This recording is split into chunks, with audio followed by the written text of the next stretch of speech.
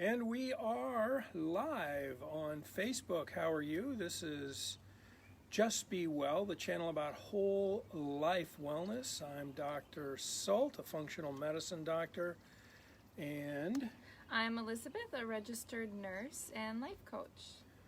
yeah, so what's a life coach anyway? Life coach is just someone who, it kind of encompasses everything. So, whether it's health and wellness that you're concentrating on, maybe it's a relationship or relationships in general in your life, maybe it's career, maybe it's your business. So just helping you find a way to balance those so you can have optimal outputs in all those areas of your life. Yeah, It's in a fact, simple way of... we frequently call it whole life coaching because a coach can do tremendous things ranging from, like she just said, all the different domains of life, but it's really an accountability partner. By engaging with a coach, you get an accountability partner. So it doesn't matter if you're trying to change your diet, if you're trying to work out a relationship issue, if you're trying to work out a business issue.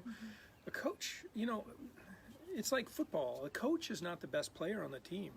They're the observer of the team, and they give feedback to the players. Feedback and motivation, strategies. Motivation, because it's more just like I'm the bridge between where you are and where you want to be, and helping you find that path to achieve your goals.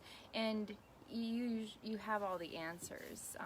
You just maybe don't know quite how to pull them out of there. So I just ask you specific questions, listen to your story, and you formulate a plan. There's a difference between working in your life or your business and working on your life or your business.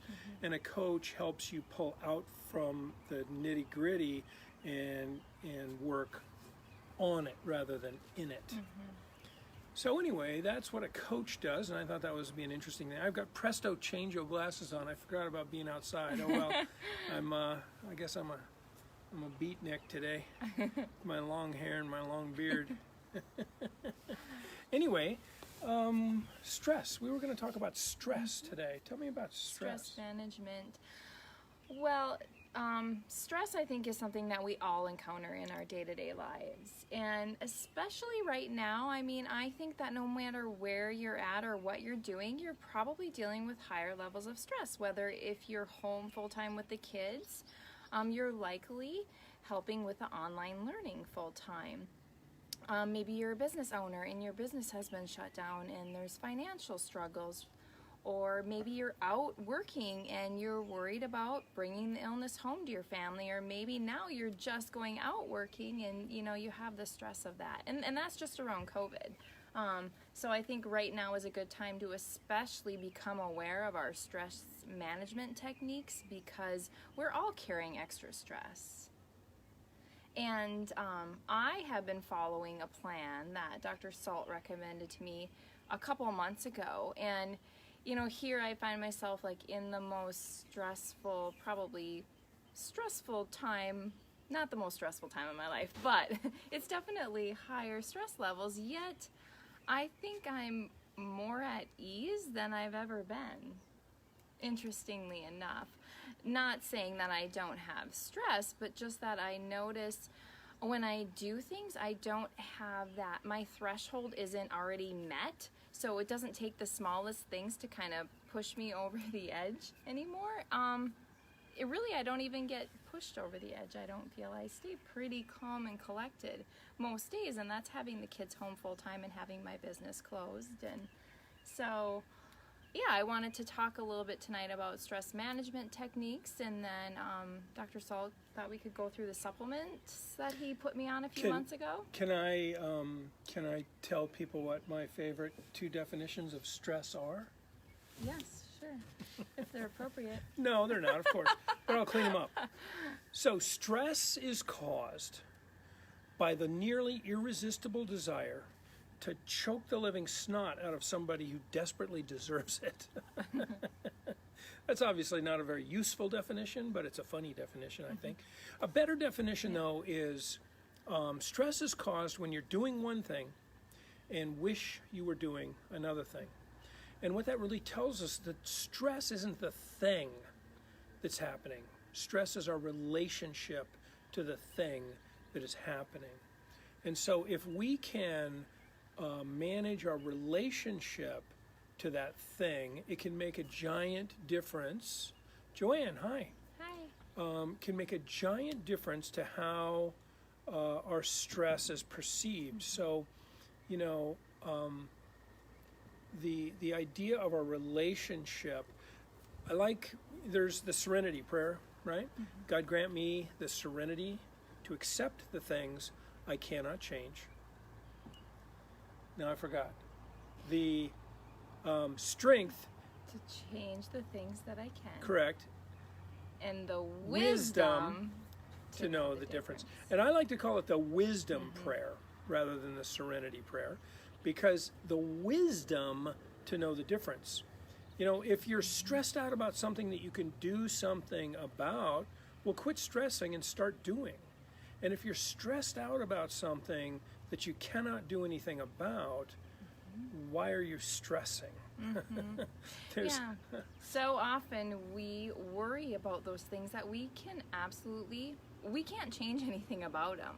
So, you know, we sit in our worry instead of constructively thinking of other things we can do, or maybe just changing our mindset around the entire situation. Yeah. And that's really the issue is, and think about this, stress, which often generates anger or sadness or some other, you know, really big emotion. If you think about what's underneath that, hi Carol, if you think about what is underneath that stress, it's really caring. You know, so many of our emotions really evolve from caring. If we're mad, well, why we wouldn't be mad about something that we didn't care about, right? Wouldn't be stressed about something that we didn't care about. So if you try to translate those emotions into the real basic, what's the fundamental issue happening here? It's that I care. By the way, how's the sound for you guys? We are outside, obviously, and there's a bunch of trucks going by, and I notice that there seems like kind of a high bass level of sound. So if the sound is terrible, let me know and I can change some things. But anyway, so, you know, stress management is more about the relationship to the stress and your attachment and your caring. And sounds good. Okay, thank you, Carol. Rather than the thing. Now, you know, and we get confused and people say, well, my mother's dying. Of course it's the thing. Well, your mother's dying and that's tragic. But your response to your mother dying, that is the relationship. So when we talk about relationship, we're really saying we tend to be very sticky with negative emotions. Negative emotions hang with us for a long time, and positive emotions tend to be fleeting. So, unfortunately. There's a beautiful story written in a book I read, that's name I cannot remember, about the Dalai Lama. And he's in a receiving line with a bunch of other dignitaries, and there are these people who are following him, and all the other people, and they're videotaping their face very close up, and they're doing micro expression analysis to figure out what you know, it's like being a human lie detector. So they're looking at these emotions and they're recording the content of the conversation. So one person comes through and they're a newlywed, and the Dalai Lama's excited about that. And then the next one is a brand new baby, and I'm excited about that. And the next one is somebody's just lost their spouse, and that's so sad. And the interesting thing was, in this study, the other dignitaries, they held on to that negative emotion for, I think the average was 3.5 interchanges, 3.5 people. You know, so person one comes through, and the dignitary is still feeling bad 3.5 people later, whereas the Dalai Lama, who has been obviously a lifelong meditator, right? He's been meditating since he was like 3 or something. He was able to instantly change his emotional state, and not in a fake way, in a real way. And these people who do this micro expression reading apparently know the difference. It's like the difference between that fake smile you see on pictures and a real smile that goes all the way to your eyes. So being sticky with your emotions is a big piece of what's that relationship. Let's see what else is going on down here. Oh, thank you, Jane. Hi, Jane. Hi. So, techniques for managing. How do you get to a place where you can even be aware of your relationship to the stressor? So it all comes down to the awareness, and that's, just being aware of your feelings. And a lot of times our feelings are caused by, circumstances, of course, but it's our thoughts in relation to our circumstances. So really just becoming aware of first, okay, my feelings, why am I feeling this way? Check in with your thoughts. What is your thought process about the situation going on? And I think, awareness makes us pause. So it gives us that moment between, the stimulus and then the reaction, and just really to pause in that. And a lot of times, it is about mindset, but it's also about accepting. We need to accept our feelings and our emotions. We don't need to slap a positive label on it and tell it to go away, because that is not processing your emotions. Yep. You need to feel them. You need to acknowledge them and say, it's okay. It's okay that I'm anxious right now, or maybe it's okay that I'm stressed. And, just have that compassion for yourself. And sometimes, it is difficult to get yourself out of that mindset. So you can start with, I think a really great thing is a breathing technique. And that's just take simple, breathe into a count of 5, hold it for 5 seconds, and then when you exhale, start on the count word of 5 back to 1. And it just, you're concentrating on your breathing, on the counting, and it really just snaps you out of that fight or flight and into a more relaxed state. And really when you're exhaling, pause at the end and just hold that exhale before you start again. So I think breathing is when you become aware of the feelings and the thoughts and then breathing with them, I think those are really 2 easy and great ways to kind of stop what's going on. If you think about it, breath is really the most obvious place we have control of our autonomic nervous system. Most people, some people can, but most people cannot just say, oh, I think I'll slow my heart rate down. Or, oh, I think I'll just change the vascular tone, whether I'm constricted or relaxed. But we can absolutely decide to breathe deeper and slower or shallower and faster and whatever we choose. And it turns out that exhaling is a parasympathetic act. So that exhale, as she described, and then holding the exhale, not for an uncomfortable amount of time, but just for a pause. And that's, as an example, competitive shooters. Most people, when they're shooting, they go, and then they try to shoot. And a competitive shooter, an expert shooter will go, and then shoot. And especially like biathletes who cross-country ski and then shoot, it's all about breath control, because they are like super high output, competitive athletes doing. Now these are ski poles now. I'm doing ski poling, and then they have to stop and aim at a really tiny little target, and they do it through breath control. And so this breath is a really, really powerful, physiologically powerful technique that has been harnessed for thousands of years in yogic kind of practice and so on. Right, and then there's sometimes where, thinking of meditation or even breathing, you're just in that state where you're like, there is no way, don't you dare tell me to breathe. Yeah. And those are the times where actually exercise and movement, like getting outside, going for a walk. If you like to run, great, run. I don't like to run, but I love to get outside in nature. Just being in nature brings you into a more calm and relaxed state automatically. So there's times where maybe it's movement that you need to help you manage your stress. And just to talk for a minute about being in nature, there's this idea of forest bathing, which is just being in a forest. It's not rolling around in the dirt or anything. It's just being in the forest. And there have been a lot of studies on this, actually. And trees emit pheromones. And they're essentially essentially, that's no pun intended, they're essentially the essential oils of the trees. And these pheromones that the trees give off have been shown to have calming effects. So I knew I loved trees for a reason. yeah, that's really true. This is stuff that's been done between Stanford University and the University of like Tokyo, I think it is, and it's solid science.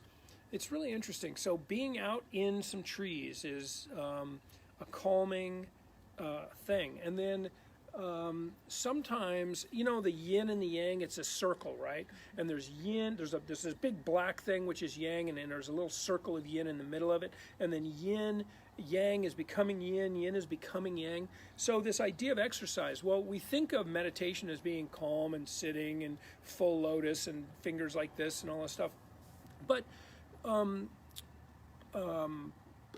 pilgrims, you know, religious pilgrims, they go on these arduous journeys. Like, you know, people will walk thousands of miles or some crazy thing on these pilgrimages, or they'll go on vision quests or fasting quests.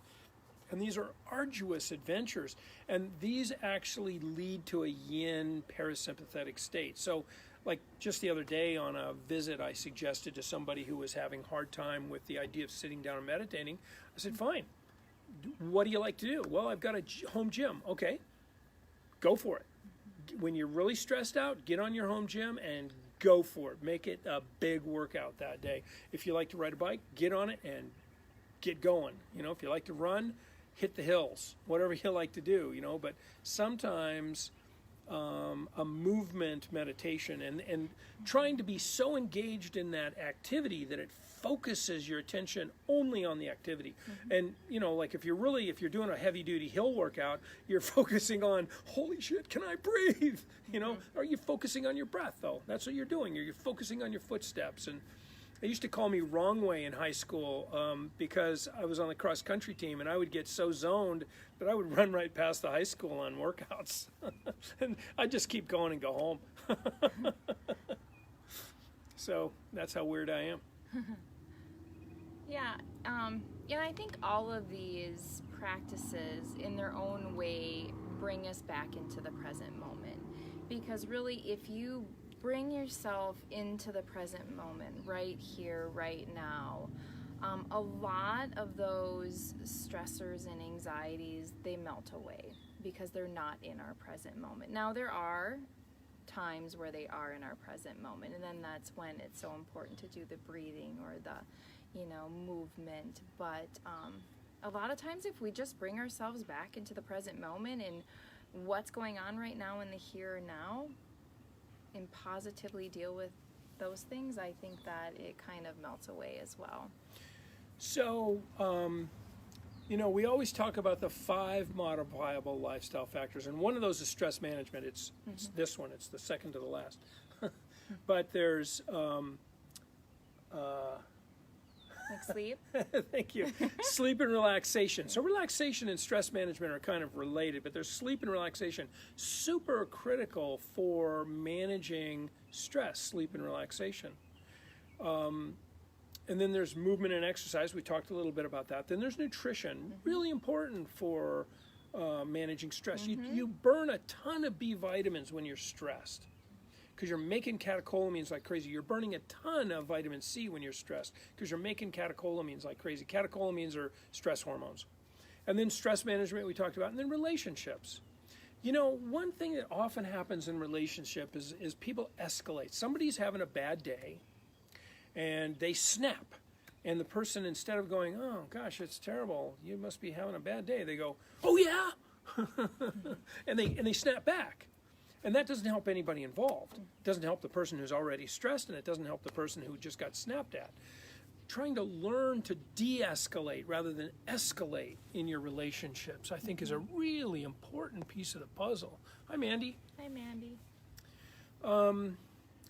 So, you know, those 5 modifiable lifestyle factors that we always talk about are critically important to health, every single one of them, for every single condition. They are the foundation. They're the subfloor, right? They are the thing that everything else is built on. Yeah, and they're all connected. So, you know, it's important to not only know ways to manage stress in an acute event, but it's also important to make sure that we're doing daily things that help us to manage our stress. So exercise is one of them. Exercise is great for releasing those good chemicals and hormones and feeling great, and The runner's high, they call it, right? and helping alleviate some of that stress. Meditation, so the rest and relaxation, the meditation part, it does wonders for stress management. And if you've never meditated before, don't try to meditate for 30 minutes. Just start with maybe 3 minutes. Start with 5 minutes, right away in the morning or before bed, or maybe both would be great. But start off small, and once you get into the habit of doing it and you feel the benefits of it, you'll gradually just grow into your meditation practice. Yeah, I agree with that completely. It's better to start small and work up. It's like starting an exercise program. You don't start your exercise program in a marathon. You start it at a walk down to the end of the driveway. Mm-hmm. And if you try to go further, you're going to hurt and so on. Oh, good. Jane didn't eat nor sleep last night. I'm happy to hear that. Thank you for TMI. Maybe that's not quite TMI, but no, it's not. Good to know. So do you want to go through this pile of stuff behind us here? Yeah, I think that'd be great for you to actually kind of go. Well, you want me to do it? Okay. So this is a regimen I put together for Elizabeth for a variety of reasons. So one of them, this stuff here is called curcuphilic. It's curcumin in a special water-soluble form. So it's something like 400 times or 400% more bioavailable, more absorbed into the body. Mm-hmm. Curcumin is notoriously difficult to absorb into your body, and curcumin is a powerful anti-inflammatory antioxidant. So this stuff is really good for managing inflammation. It has antiviral, antioxidant properties. So this is sort of a foundational thing. And then this is more specific for angst and anxiety. Theacalm. We call it Theacalm because it has L-theanine in it. L-theanine is an amino acid originally found in green tea leaves.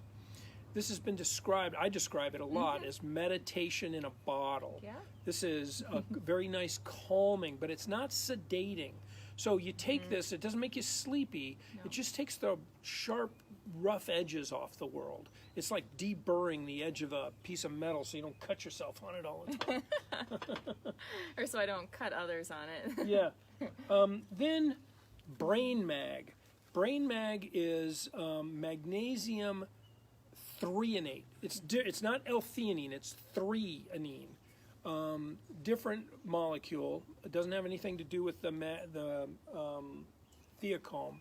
So this is an amino acid chelated magnesium that crosses the blood-brain barrier. So magnesium in your brain is very calming.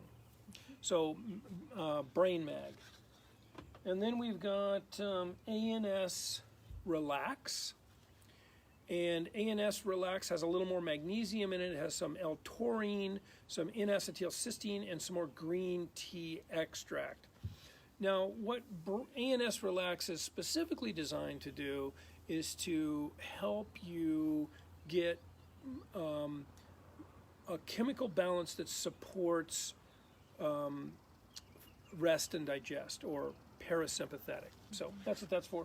And then ANS Serenity.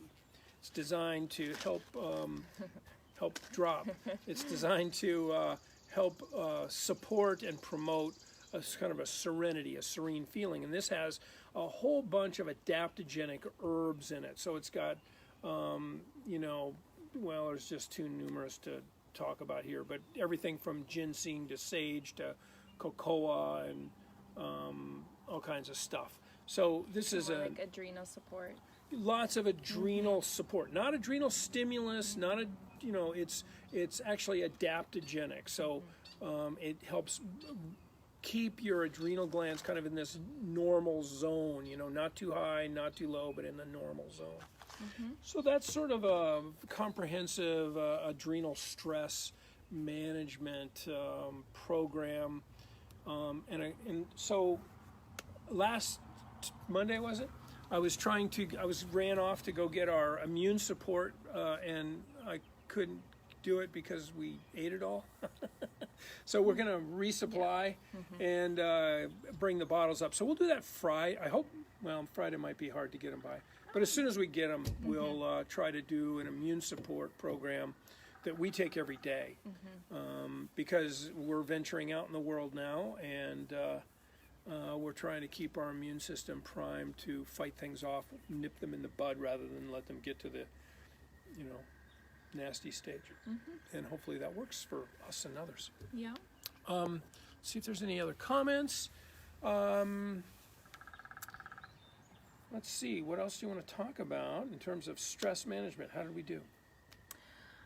I think that, started off by just talking about stress overall and some of the areas that it comes from in our lives, and then we touched on dealing with an acute situation that's going on and a few of the things that you can do, and then really incorporating a stress management routine into your daily lifestyle, along with the supplements. And I would put it in that order, really important. It's not, oh, I'm stressed, I'm going to take supplements. No, that's not going to, that's just like...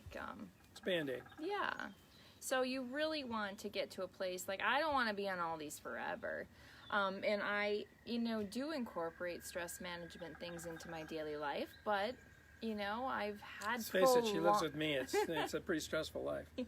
I've had prolonged stress in my life for the last probably few years, consistently high levels. So I feel that I was doing all these techniques, but I still just couldn't get Carol, to fully manage my stress. Carol, if you're still watching, you were my office mate for a couple of years. Do you think it would be stressful to be married to me or living with me? Yeah. So, I really feel like the supplements for me at, the end of everything that I've been doing for a long time, I'm quite amazed at how much they've helped me. Yeah. It was just kind of like the icing on the cake type of a thing. So having a routine, really you don't, like we said before, you don't go out and run a marathon on your first day. You got to exercise. And so if you're facing stress, you have to exercise your stress management techniques. And that means having a daily practice. So hopefully you have a daily practice of eating healthy. Hopefully you have a daily practice of movement. And you should have a daily practice of stress management, whether it's prayer or meditation or an active routine. So I combine two things. I like to go on a walk. So that's a little bit of movement. It's not much, and I don't consider it much exercise, but it's a little bit of movement. Yeah. But the object of the walk is to focus on sensory observations during the walk. So sights, sounds, smells, tastes, all of that are fair game. Any of those things, feel free to focus on. If it's not one of your five senses, try to let it go. So if you're starting to ruminate on the bills you're supposed to pay, or the person who made you angry, I didn't mean to be pointing at her, or whatever, try to just let go of those, let them filter away. Don't beat yourself up about it, just let them filter away and come back to the sensory sensations of the walk.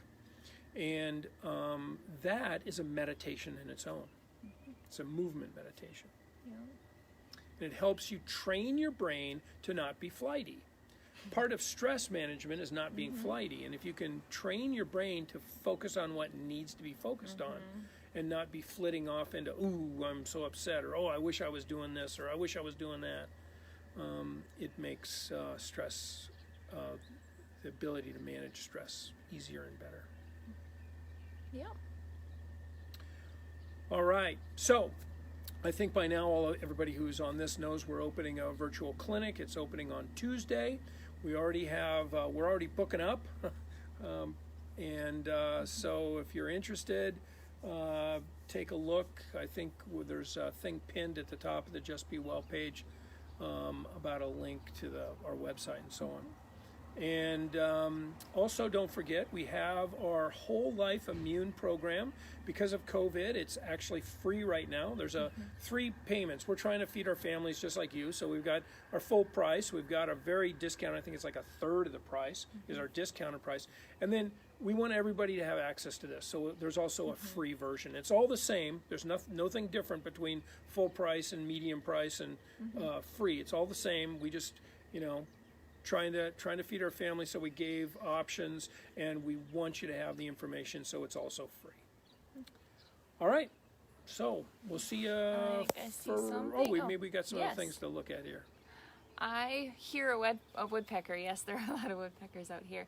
And a Todd. We don't hear them in the metro. I love all the nature sounds. Hey, it fits in with our... You're a Painesville girl. You know these sounds. Stress management and relaxation. I miss home. Carol says, so exciting. Oops, my finger on that side. And I think that's it. Yeah, all right. So, we'll see you Friday. Friday? Yes, Friday. We're going to do Friday evening again. Friday at 7 because we have no social life, so... It's true. Yeah. So maybe on Friday we'll do something really exotic, like have a glass of wine or something. All right. Thanks for tuning in. We'll talk later. Oh, Toad. Okay, Yep. I was like, Todd, is that like a... Is that a kind of bird? What is that? Like a code for an animal? I was going to Google it afterwards. No. Nope. Toads. We got lots of toads. All right. Bye. Bye.